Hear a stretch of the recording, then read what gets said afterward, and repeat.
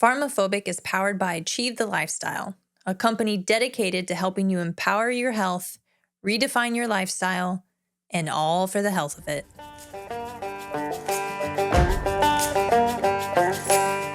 You're listening to PharmaPhobic, where we challenge the state of health in America.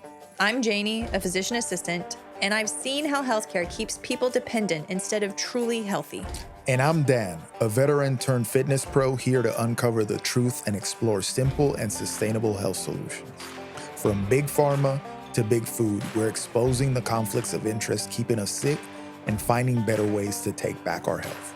No fluff, no gimmicks, just real talk, real solutions, and a little bit of fun along the way.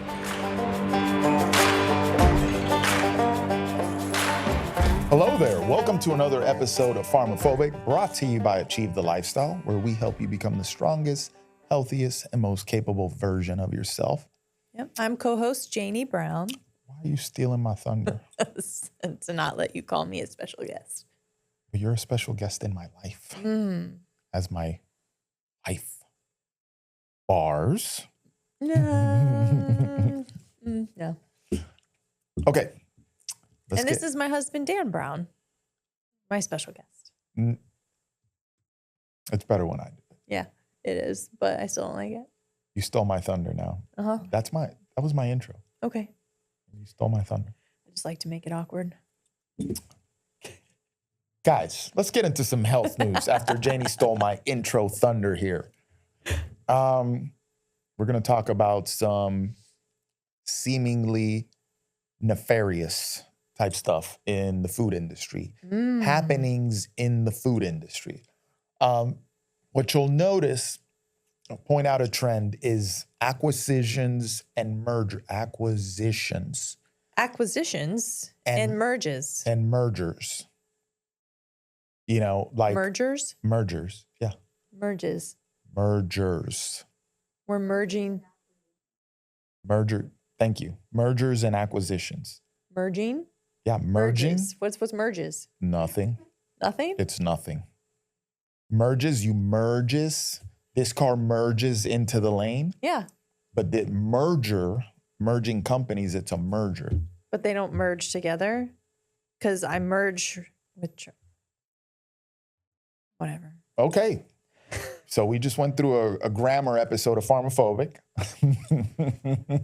Whatever. Okay, so mergers and acquisitions, right?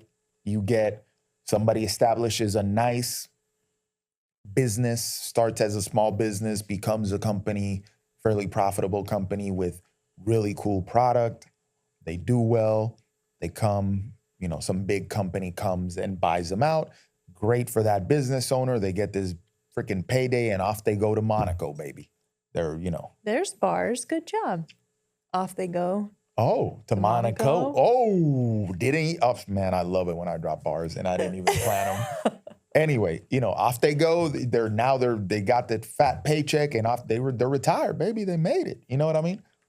That's fine. That's cool. We like that. You won. We really like that. Mm-hmm. But what happens is that the product that they made that made them so popular and put them on the radar of these bigger companies then becomes a worse version of itself slowly over time. Yep.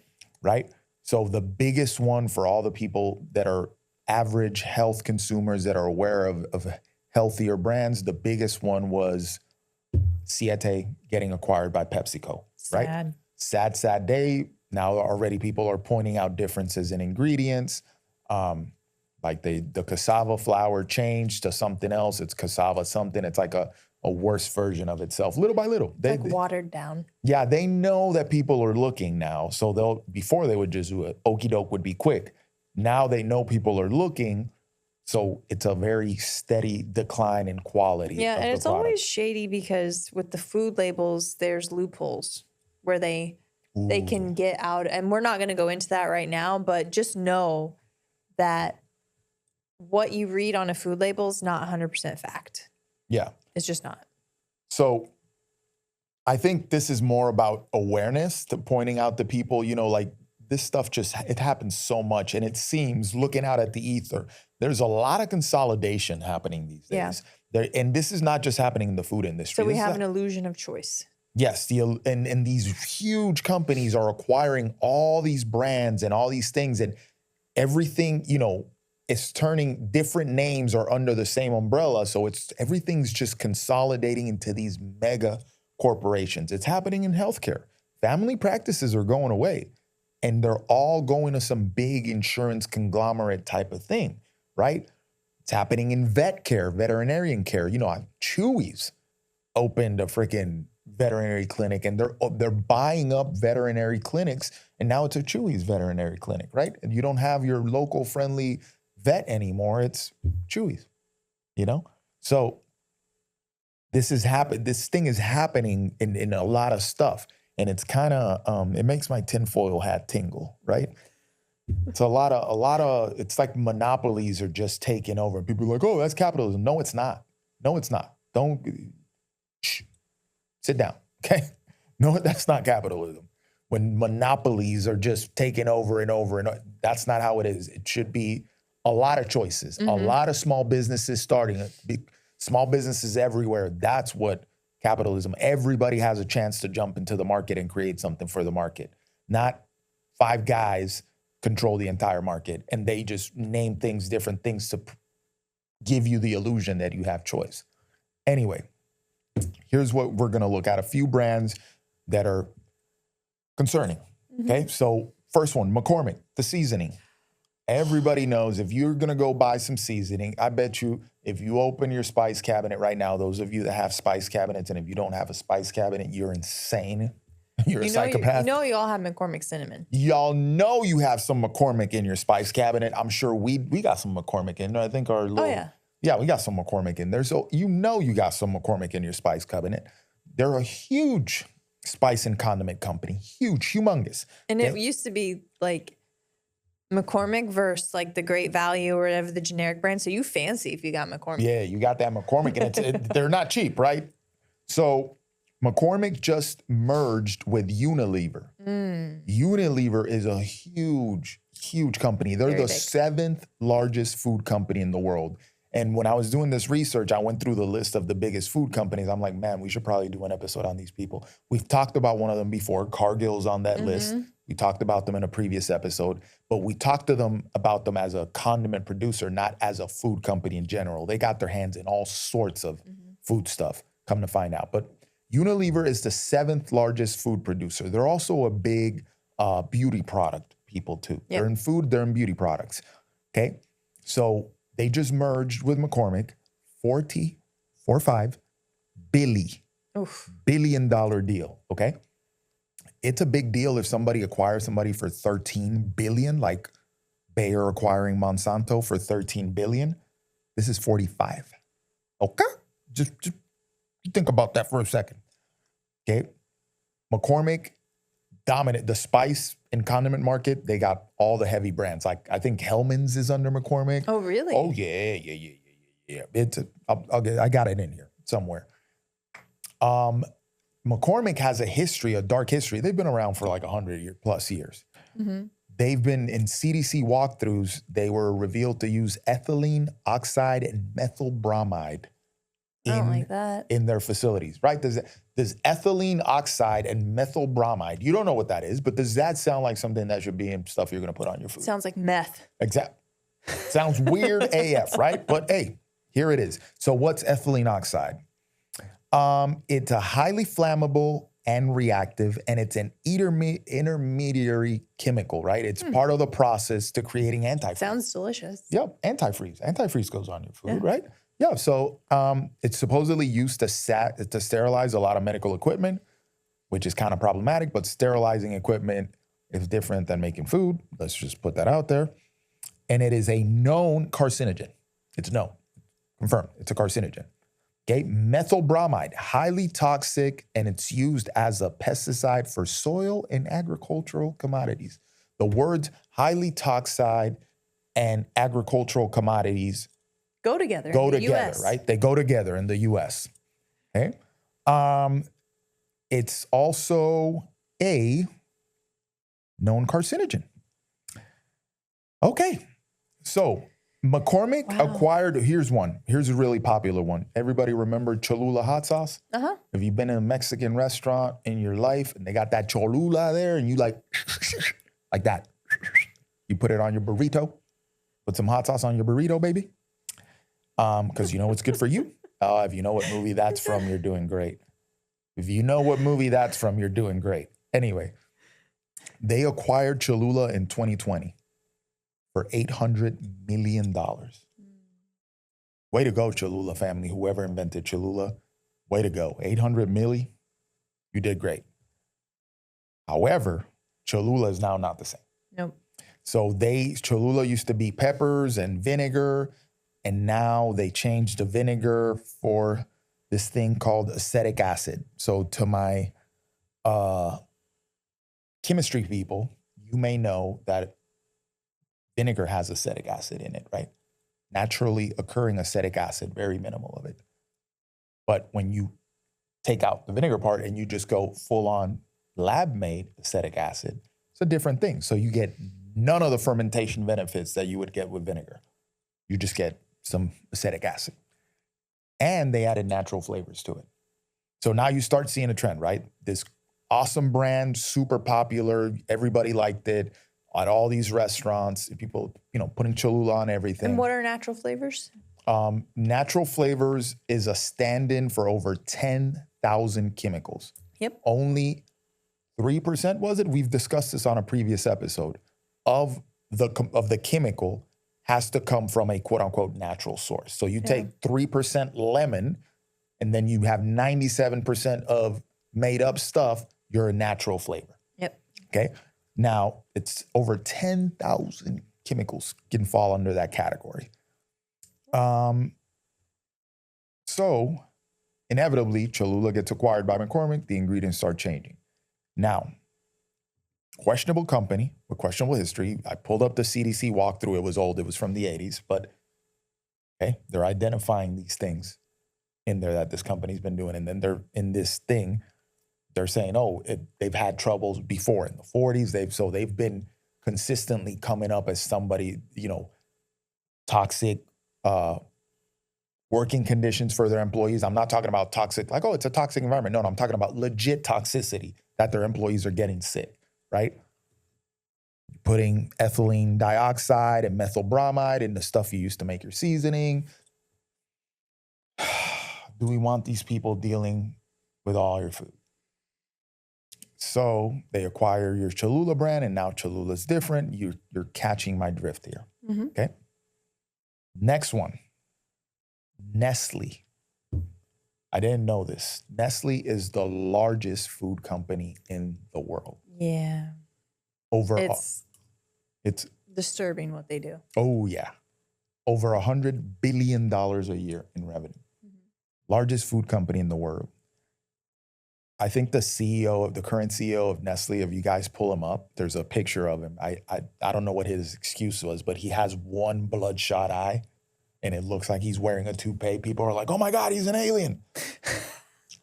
He's got on an Edgar suit. Yeah, he looks like a James Bond supervillain. Yeah. Literally. Like he looks like a guy that's plotting to take over the world. Dude's got a crazy history, including supposedly, when he was younger, he went on some hiking trip and he was the only one that came back. Like, oh, yeah, exactly. Sacrifice much? Oh, yes, sir. Anyway. But yeah. Anyway, he's a World Economic Forum regular. This dude is in all the nefarious spaces. But Nestle, what really made him famous is he is known for saying that water is not a human right. Water's not a human right, yo, my guy. That's because he doesn't need it. Yeah, he doesn't. He's a reptilian, right? He's a demon. He doesn't need water. That's a crazy statement. That's a crazy statement. But yep, he's quoted as saying that. Why? Nestle has been accused. Got really thirsty. Yeah, drink your water that Nestle doesn't want you to have. Nestle has been accused of over-pumping groundwater in a lot of places. So basically, they're almost like creating drought-like situations because they're pumping so much water so that they can bottle it and sell it in your little plastic bottles. Mm-hmm. They've also been accused of child labor in cocoa farms in West Africa. Yep. We did an episode, what was that other, Tate and Lyle and Cargill, I believe. They also do cocoa farms, and they've also been accused of having child laborers in their camps. You know, there's a lot of plausible deniability, right? They're like, oh, we're just buying it from these farmers. We don't know who they employ, right? A lot of plausible deniability, but here we go. They keep accusing you of doing business with farms that are known to have child labor. But if you've been asked about it before, wouldn't you inquire to see if they are using child labor so it's not even associated with you in the future? Yeah, wouldn't you take some of your $100 billion revenue and be like, hey, let me send a private investigator down there to see what they're doing in my little farm, you know? Yeah. Just saying. They've also been accused of selling baby formula with different ingredients in different markets.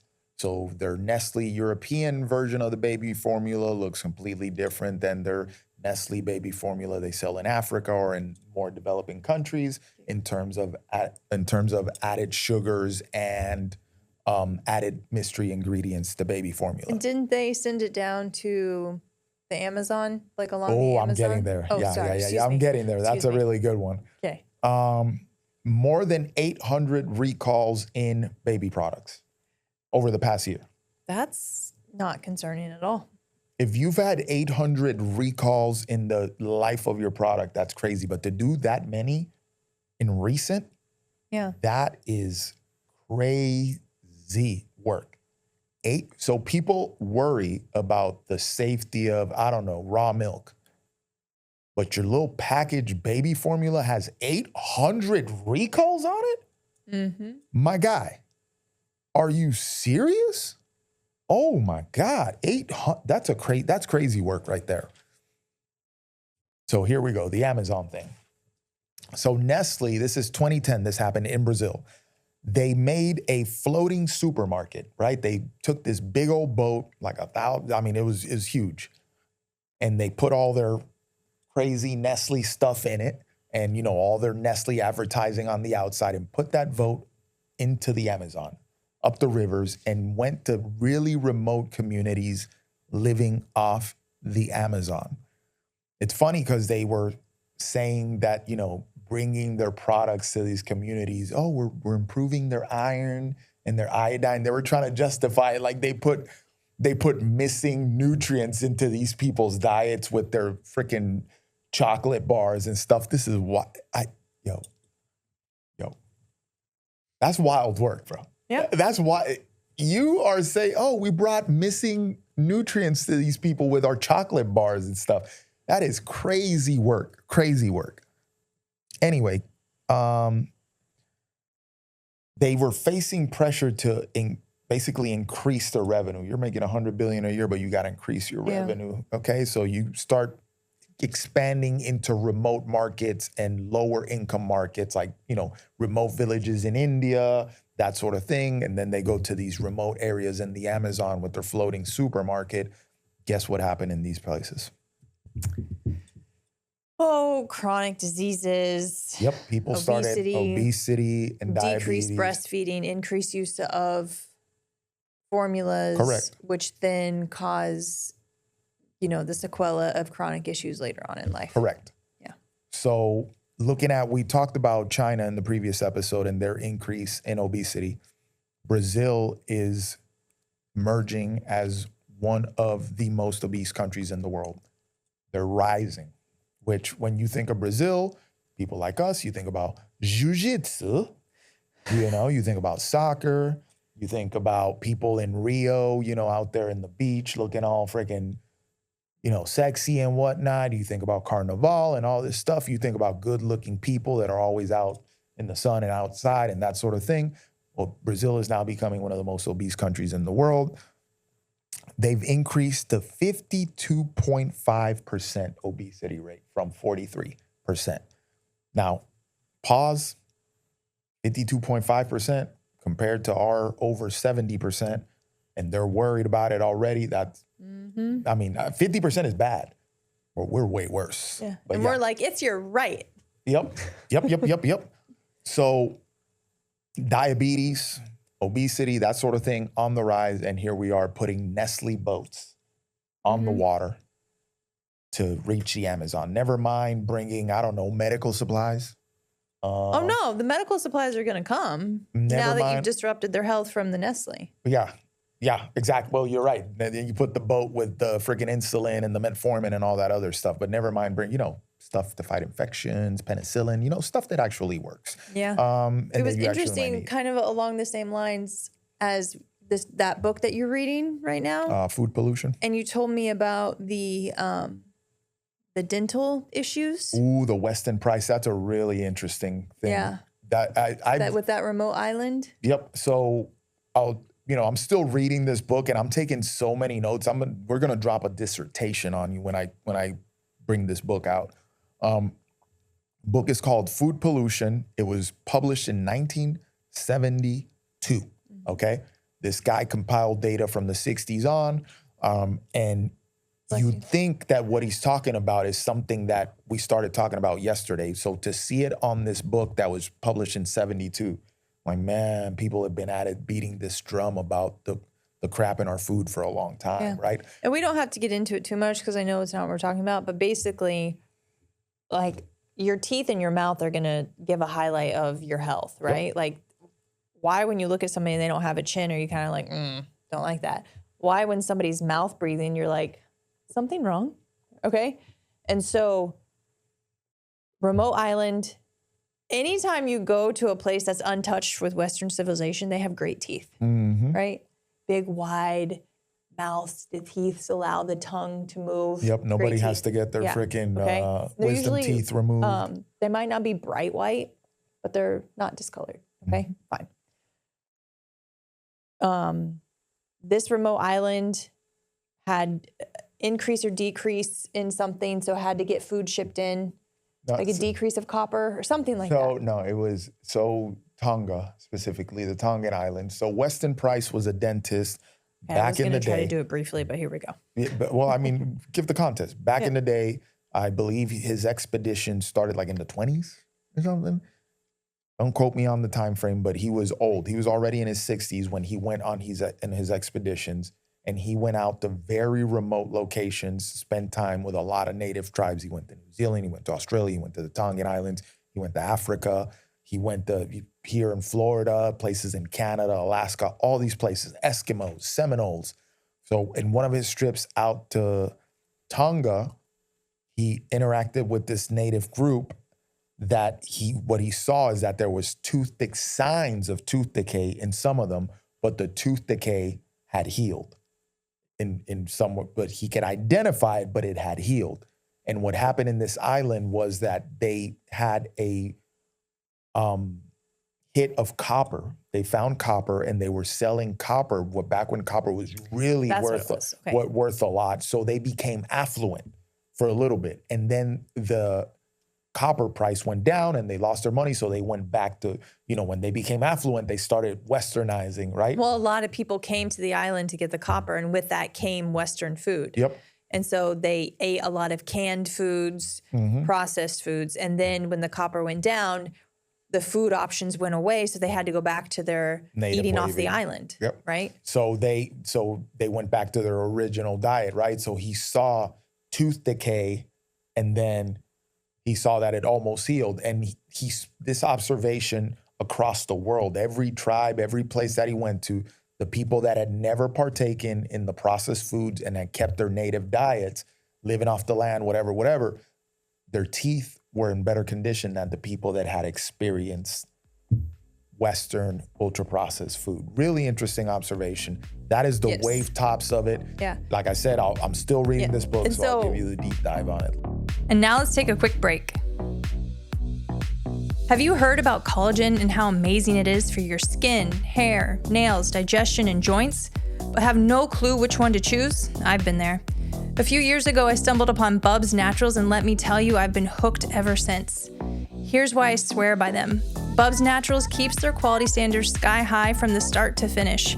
Their collagen blends perfectly in coffee, or really any other beverage you love. Plus, they've got convenient to-go packs so you can stay on track wherever life takes you.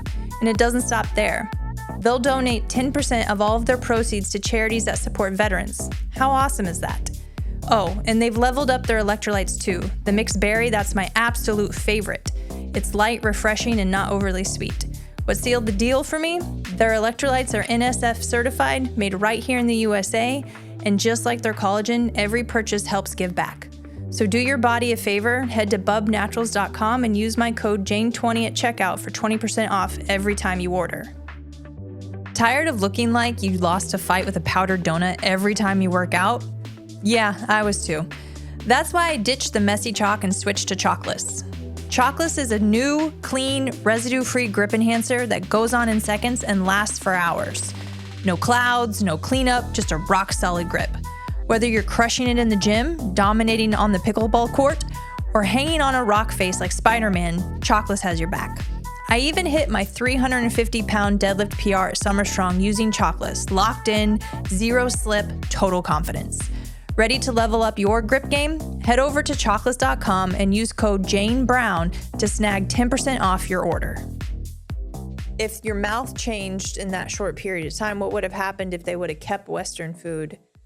That would have then progressed more to increased weight, increased blood sugar, increased blood pressure, chronic disease development. But fortunately for them, it's just a short amount of time. But we see that in the US, we see that in China, we see that in Brazil, we see that in all these other places. It's just not as obvious as I'm an island, here comes food, food's then taken away. And so we can see it. It's a little bit more subtle, but it's the exact same. Yeah, and a lot of these places that start experiencing these rise in obesity and diabetes and things like that, the prevalence or the income, the input of ultra processed foods is always there. It's one to one. Yeah. These people are not eating fruits and veggies off the land and eating themselves diabetic. It's not happening. Not happening. Yeah. And I bet they don't have in Tonga, or you can say, well, even if we eat off the land here in the US and we try to like do everything, but, and I don't mean to sound like all doom and gloom, but unfortunately we've destroyed our soil with the pesticides, with monocropping, with glyphosate, with the things you mentioned earlier, the methyl bromide, blah, blah, blah, blah, that they don't have over there. And so even with our best efforts, we're not going to be as good. So we just all need to go to a remote island and live off the land. That's all. That's just, it's solved problems. Just, yeah. Well, Nestle, huge company. And they're also buying stuff up. So you have that. Okay. Now another one, Reese's peanut butter cups. Delicious.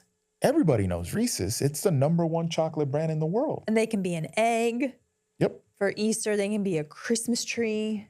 Yep. So Reese's, apparently it's a bastardization of what it used to be, to the point that the grandson of the creator of Reese's had a back and forth with Hershey's, because they own Reese's now. He called them out for basically lack of integrity, because Reese's now looks nothing like what his grandfather created. Good for him. But they're harping on the trust that that brand has generated. They're using that to market the product, right? And he's like, yo, you're appealing to this trust that's been created with the crowd, but you're not living up to that standard with the way that Reese's looks now. Sounds like the medical system. Tell him. So he basically pointed out that his grandfather's vision of this chocolate and what he created was milk, chocolate, peanut butter. Okay? Sounds delicious. Sounds awesome. Sounds awesome. Now it's peanut butter cream, and here's the wordplay, right? It's not peanut butter, it's peanut butter cream. CREME. How's the mouthfeel of peanut exactly. butter? I want to punch the person who was like, let's just not do the actual food product or ingredient. And create a fake let's just version. give them the mouthfeel. Yeah, a fake version of this. CREME is different than CREAM, right? Creme. Creme is different from cream. When you say CREAM, that implies that there's what in it? Junk. No. Dairy. Cream. Wait, sorry. I was thinking about something else. You said when it's CREAM? Yeah. Yeah, real cream. Yeah. Dairy. 'Cause cream comes from Yeah. dairy, right? So, and this is something to note with ice creams, that there's a lot of ice creams out there that no longer call themselves ice cream. They call themselves frozen desserts. Yeah, frozen desserts. Even though you think it's ice cream, and maybe at one point they were ice creams. It has the no mouthfeel longer, of ice cream. Yep, they're no longer ice cream because the amount of dairy in them is minimal or non-existent, but it do have some seed oils in it now. Just gonna put that out there. But anyway, so this CREME is not an accident. Peanut butter cream, it's like they're letting you know that it's not actual peanut butter. Yeah. Okay, it's something that they created to feel like peanut butter. And then it's got all these added sugars. It's got vegetable oil. It's got emulsifiers. So it's a bastardization of what the original product was. But he's like, you're trying to promote this product like it, you know, all this trust that has been built with the people that mess with it, this nostalgia of it, because it's been around for so long, but you're no longer living in accordance with the vision of that product, with the original intent of that product. I mean, what did Hershey's say?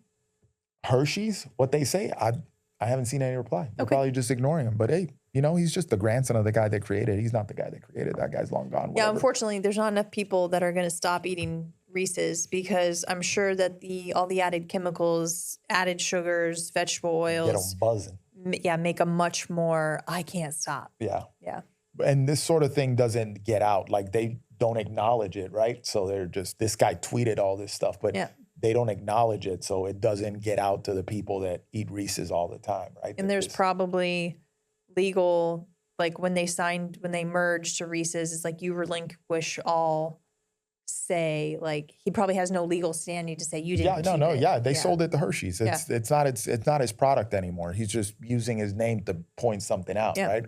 And he probably gets royalties from it. Maybe the family does still. Like they might have negotiated some deal where you're like, hey, you're gonna use my product name. I want X percentage of your sales. And he's just living off the mailbox money, or the entire family is, which, hey, whatever. But good on him for calling them out for the BS. Okay, I got one more brand for you. Alex Ice Cream. They are the first certified organic, regenerative dairy, grass-fed, grass-finished ice cream. So they're the first ice cream to use fully regenerative milk for their product. Yep, you can get them at Sprouts. I think Whole Foods probably has them.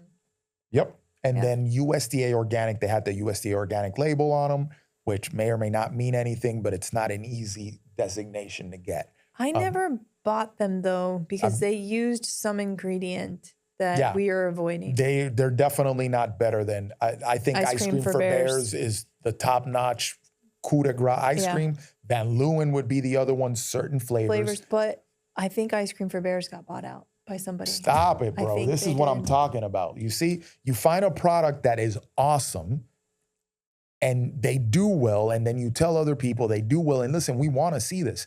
But then they get bought out, and eventually it's going to change. It's going to go to something else. I can't confirm that, but I'm pretty sure that they did. Okay. We need to look into that if Ice Cream for Bears got bought out, because it's bad news for the consumer. But it was recently, so their stuff is still okay. It just means that, and I do this every time. We've spoken about this before. I buy the same products, but I always look at the ingredient labels because these things are going to change. Siete, once they started, I found Siete at a Sprouts in this middle shelf behind other stuff. I'm like, what's this?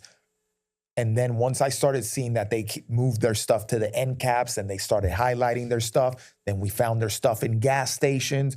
And that's when it was on a movie. And then it was in a movie. And then I'm like, okay, it's done. And then here came the $1.5 billion offer from Pepsi. It's done. Now they're starting to change their stuff, right? And the family that owns it, you know, the Southern Texas Mexican family that owns it, they're off to Monaco. Good for them. We're happy for them. But Siete, for the consumer, it's never going to be the same, right? It's going to start changing. Yeah. So Alex, look, you know, they're doing this regenerative dairy. So they removed their organic certification. Good on them for keeping it real, because you can't have that certification if you don't meet certain requirements. Okay, that's good. They removed it. That was the first thing they did.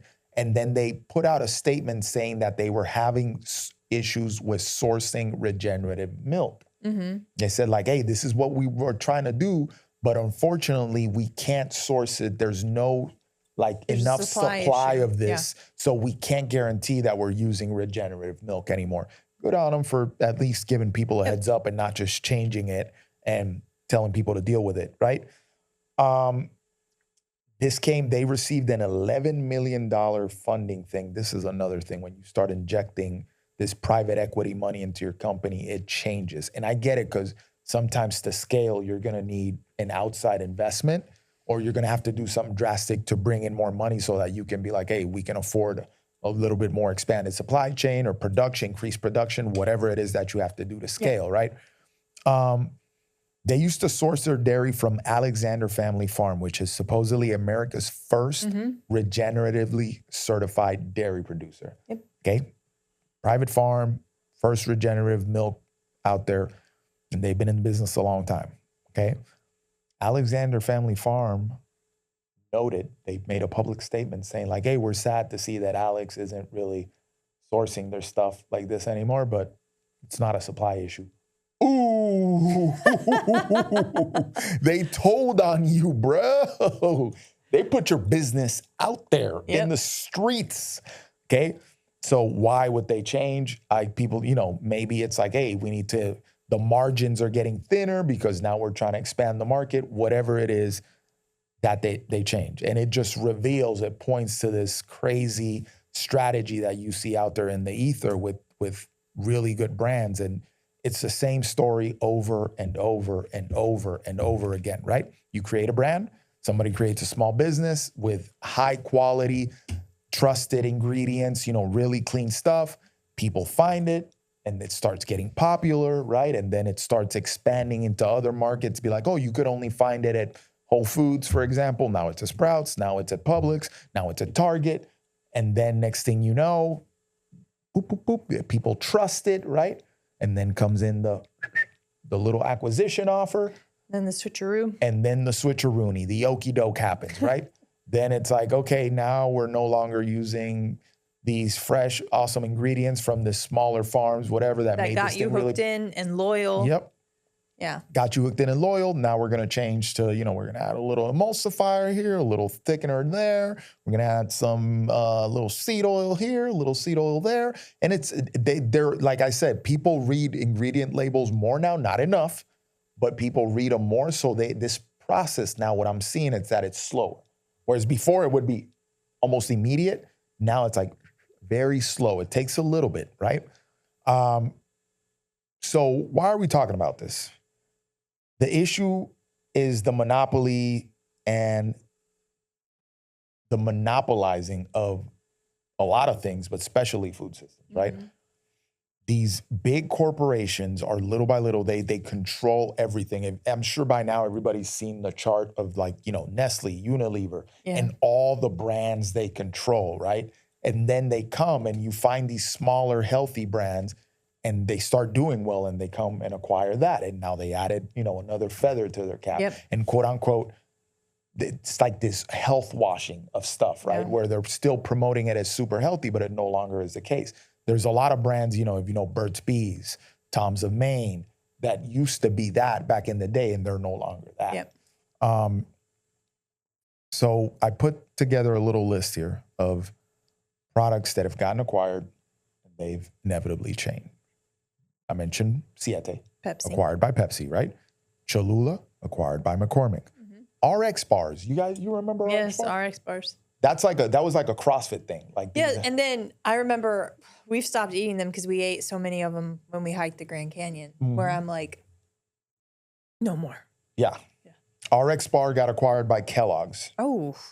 And I remember telling you this like maybe 2 years ago, where I was like, man, I went to grab an RX bar and I looked at the ingredients and they changed. It's like the natural flavors are in there now. It used to be like dates, eggs, and whatever fruit, right? And now I'm like, saw the natural flavors. I saw one with seed oils. I'm like, what happened? Yeah. Well, now there it is. They got acquired by Kellogg's. You remember Justin's? Yes. The almond butter? Yes. That was the only almond butter that I would buy for years when I first moved to Texas. Because I found paleo. It was paleo and it was delicious. Justin's delicious. Hormel got them. They've had them. And now it's basically candy with all the added sugars and all. Then they have different versions. Oh, Justin's with chocolate. Justin's this, where it just used to be peanut butter or almond butter. That's all they had, right? So people, it's candy now. It basically, that's what it is. It's got palm oil, which isn't necessarily a bad thing, but it makes it different. You know, it's added fat basically instead of just being the fat of the nut. And it has a bunch of added sugars to it. Applegate, the chicken sausages. Oh, I remember those, yeah. Yeah, they make it bacon, chicken sausages, really good ingredient stuff. Hormel got them too. Okay. Yep, see some changes there. Primal Kitchen. I saw this. I showed this to you. Yeah. Primal Kitchen got acquired by Heinz. Yep, Kraft Heinz got them. So Primal Kitchen, okay, Primal, it's like, you know, they're like this paleo-esque eating brand. They have, you know, barbecue sauces and condiments and things like that. They make this mayo that isn't soybean oil based. It's more like avocado oil based mayo. Yeah, that's out the window. A lot of people are complaining that it tastes different now. Yeah, that it's watered down. It doesn't taste the same. Yep. And then, you know, the natural flavors are making a little peekaboo in there. You know what I mean? Rouse. This one's disappointing. Tomato sauce. Yeah, the tomato sauce and pasta. They make pasta like just drum wheat semolina, really good ingredient pasta. Which really good ingredient tomato sauces. We need to look, but I think Sprouts stopped carrying them. I believe they did. Because remember when we were doing pasta more often, we would alternate between red sauce and pesto. Yeah. And I would always get Rouse if I got the red sauce. Yep. And then I just couldn't find it anymore. So maybe Sprouts doesn't carry Campbell's products. Because I don't think I've seen Campbell's products. Yeah, Campbell's acquired Rouse. And we know Campbell's is a great company, right? That vice president with his little rant talking about this is for poor people and this isn't healthy, 3D printed chicken, that guy. That company bought him. Yeah. So, yeah, Rouse used to be good. And again, people are complaining that it's not what it used to be.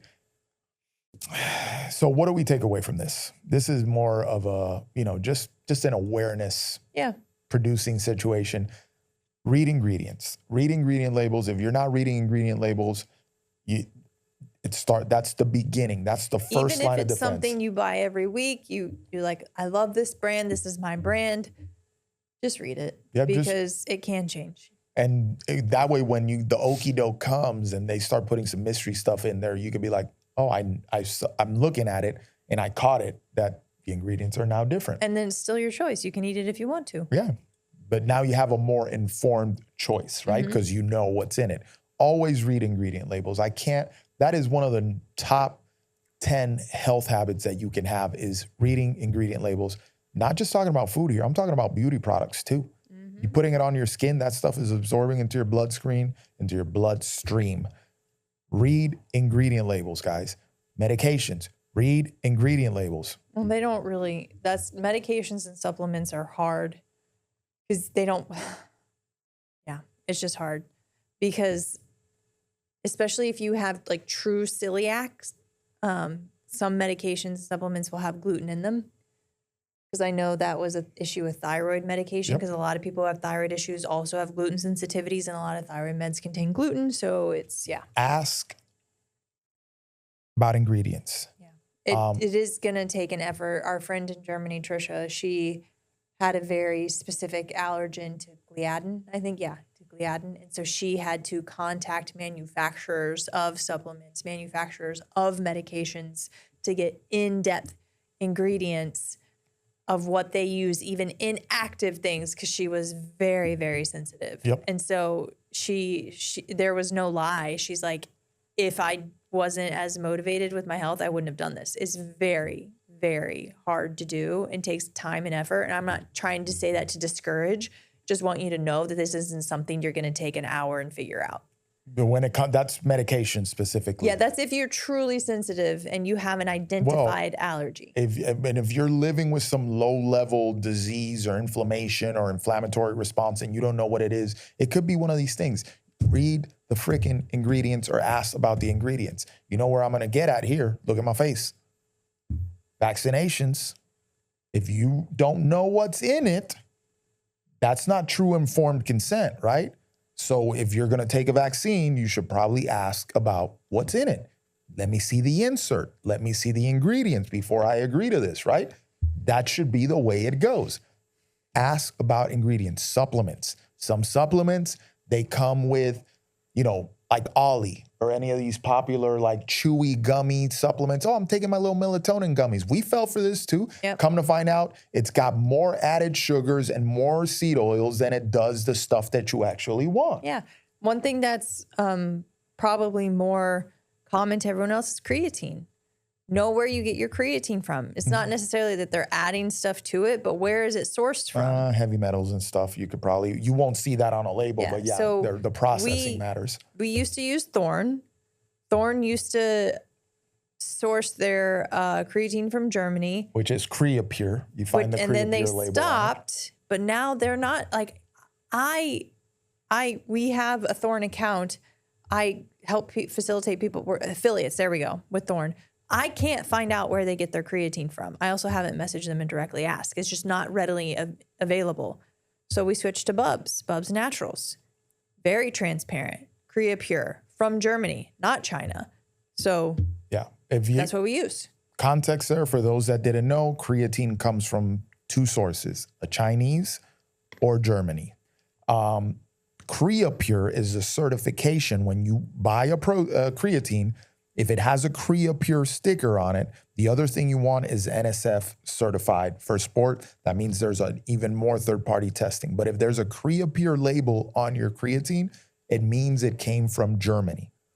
That's the one you want. If there's no Creapure label on it, you can assume that it came from China. There could be issues there. So, and something we noticed in making that switch, the Creapure stuff from Bubs mixes way easier. It's a finer powder. It's not clumpy. So there was a marked difference in opening one canister and the other. We're like, whoa. Yeah. So yes, we have an affiliate with Bubs. Yes, we get a very small commission if you purchase from it, but you get a discount. But I will choose Bubs time and time again for their transparency, and they stay true, right?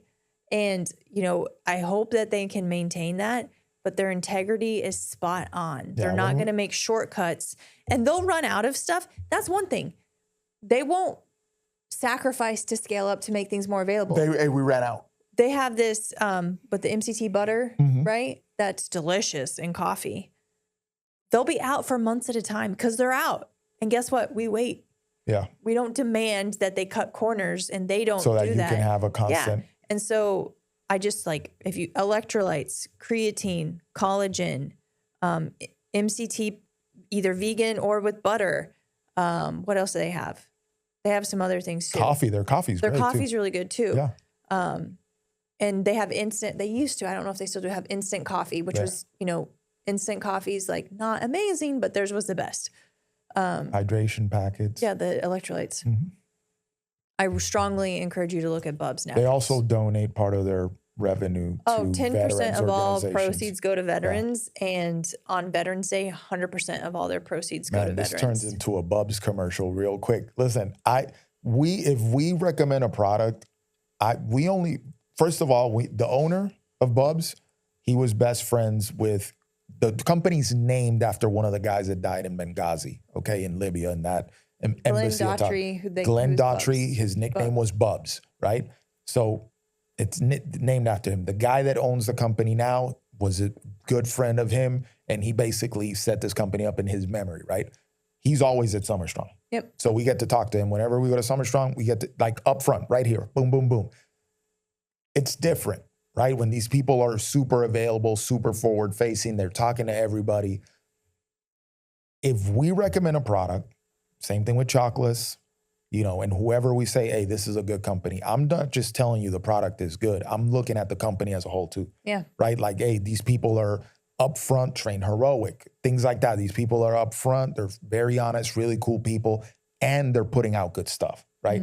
So we didn't mean to drop a Bubs commercial on you. It's like, no, we rock with these people because they're good people and they have a solid product, right? Yeah. So just something to keep in mind there. But yes, now you learned a little bit about creatine. So whatever creatine you buy, go for the Creapure one. Yep. Okay? That was a little offshoot. Sorry. But it goes back to, hey, Sadly, we're in a time where you have to figure out sourcing. You have to read ingredient labels, you know, your supplements and things like that. Read those ingredient labels. You're buying melatonin and it's, you know, that pregnenolone that we were buying for me. Like I supplement with pregnenolone. And then it's like, I turn it around, boom, sunflower oil. And it's like, I don't want that. Yeah. I don't cook with that. Why do I want to take a supplement with some, get it out of here. Yeah. So you have to go there. Supplements, medicine, freaking food, of course, beauty products, read the labels, guys. Read the labels, okay? The other thing I want to say is give smaller brands a chance. Yeah. Man, like there's some people out there with some phenomenal products and there's integrity behind them. There's principles that they abide by. But, you know, people don't want to support them because they're too small or but they run out or this sort of thing. I get it. Give the small brands a chance, man. Let's put some money behind, let's vote better with the dollar and let's put some money behind people that have integrity and that have good products, right? When you go grocery shopping and all this stuff, a lot of it for me is curiosity where I'm like looking in the shelves at sauces and little things that I've never seen. And I turn around, read the ingredients. Maybe I pull up their little history like, oh, damn, this is pretty cool. I'll buy this. Yeah. You know? So pay attention when you're grocery shopping. I know we primarily shop at Sprouts, but they'll have little tags for local if something's more local. So I always try to look at those or new things, right? What are they bringing that's new? And so it's, you know, try to allow yourself some time to be somewhat involved in your food choices. It's just a sign of the times. I'm sorry that things can't be easier. They have to get more challenging for you if you want to be healthy. I'm sorry. I apologize. But it's the times that you are living in. These people, these modoons, these demons, these crazy, greedy people that serve the darkness are out here just perverting everything and corrupting every single thing that they touch, okay? Sadly, that means that we have to work harder to stay healthier. Yep. You can't just take things that's at face value. It is what it is. Food quality is only declining, so these, you know, they're finding new ways to inject weird ingredients into food. They're finding new ways to word it so that you don't really understand, you know, the cream versus CREME type thing. It's just, it's crazy. You're like, is this French? Yeah, creme. Yeah, no, it's because it's fake. Yeah. So. And yes, it's a lot of work, but people like us are here to help you navigate it. That's what we do, baby. Yep. That's what we out here curious and on the lookout, and we'll sound the alarm quick if there's some little hint. Yeah. Whiff of nonsense on stuff. So if you have any tried and true products, whether it's food, supplements, beauty products, whatever, that you know are great ingredients that you'd want us to acknowledge on the show or just share it with us because we're happy to learn about new things too. Let's all share the love, share the information. So shoot us a DM and Achieve the Lifestyle on Instagram. You can email us at info@achievethelifestyle.com. Or just, you know, peruse our website, achievethelifestyle.com. But yeah, share with us what you, like a little small business that you use. We'd love to highlight them. And yeah. Guys. Or message us if you're just like, I don't even know where to start on decreasing toxic stuff in my food, beauty products, and we can help you come up with a stepwise approach.